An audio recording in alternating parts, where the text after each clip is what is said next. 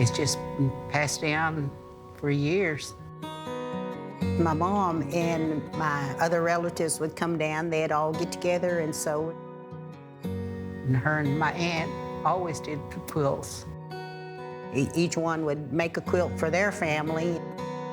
My name is Imogene Imotichey-Walker, and I'm Chickasaw, and I'm a Chickasaw quilter. I'm Carol Fox, and I'm Chickasaw, and I'm a quilter.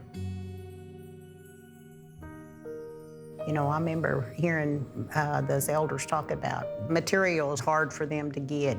A lot of them had to use the flour sacks, you know, they come in big bags. And I remember my mom and them talking about how they had to cut it, and they used that to make some of their quilts. And even those being used as pillowcases, and they embroidered them. And those were real pretty, like tea towels, you know, where they embroidered those. And I remember those too.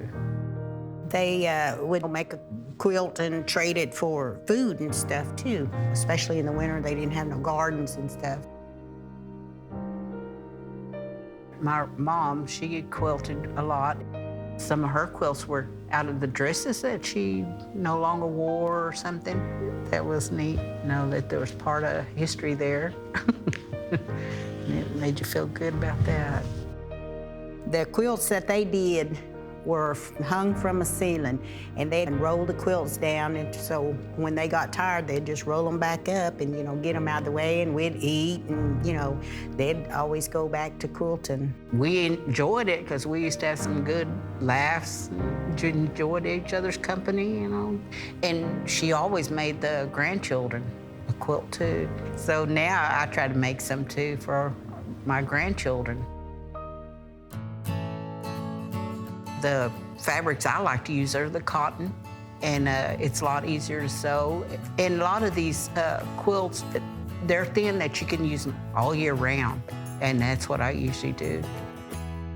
We do it for about good 5 hours, 6 hours sometimes. You know, hey, it's already midnight.